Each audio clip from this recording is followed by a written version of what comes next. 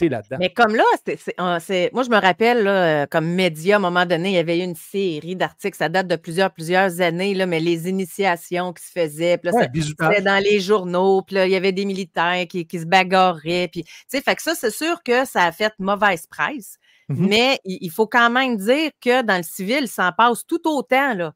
L'équipe de hockey, c'est probablement pire. Alors, par sensationnalisme, quand c'est un homme ou une femme en uniforme qui fait un acte ou une infraction criminelle, ben c'est ça qu'on va vouloir mettre de l'avant. Pourquoi? Parce qu'on va vouloir prétendre que c'est peut-être l'endoctrinement, que c'est peut-être le manque, cette déconnexion émotionnelle-là, des problèmes de santé mentale qui peuvent avoir causé ces problématiques-là. Ouais. Parce que si tu regardes au prorata de la population civile versus de la population militaire, là, quand que ça se passe dans le militaire, ça prend tout, autant les agressions sexuelles, harcèlement, etc. Mais dans le civil, il y en a beaucoup aussi. Il faut juste le mentionner. Mais là, au moment où on se parle, dans quel état est la réputation de l'armée canadienne? Marc? Merci de me garocher ça de même. Prends ta gorgée, c'est correct. Prends ta gorgée. J'ai eu mon lot de marde des réseaux sociaux dans le dernier 24 heures. Là, prends le tien. OK, c'est correct.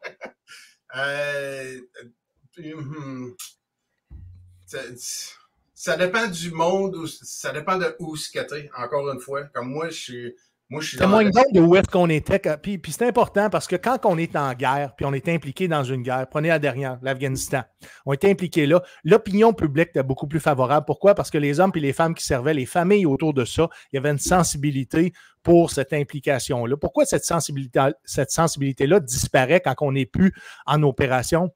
Directement impliqué dans un conflit armé. Sais-tu qu'on a je vais y aller direct, là. Ouais. Sais-tu que dans la population pense qu'on vous paye pour rien faire? Et puis c'est tellement pas le cas. Ben non, mais c'est pas ça que je pense, là. Ouais, mais... Comme je disais tantôt, quand j'étais jeune, parce que je suis rentré en 90, j'allais pas me chercher une peine de lait après la job en uniforme. Je voulais me changer en civil pour aller au garage, pour aller me chercher une peine de lait. Parce que j'étais certain de me faire accrocher de check qu'est-ce que les taxes sont en train de payer. L'autre avec son uniforme de clown, on l'a-tu entendu? Regarde l'autre avec son uniforme de clown. Au Québec, dans la ville de Québec. Aïe, aïe. À un moment donné, Valcartier, la base, a émis une politique que tu devais te changer avant de passer les portes de la base, ce qu'on appelle les portes de l'enfer dans les armes. C'est loin d'être les portes de l'enfer, là, mais quand tu sortais de là, tu devais être changé en civil, justement. S'il arrivait une problématique avec un militaire dans son comportement au civil, ben c'était pas peinturé dans les médias que c'était un militaire qui avait, je sais pas, volé une barre Mars ou Alors qu'aux États-Unis, ils sont fiers de se promener en uniforme, là.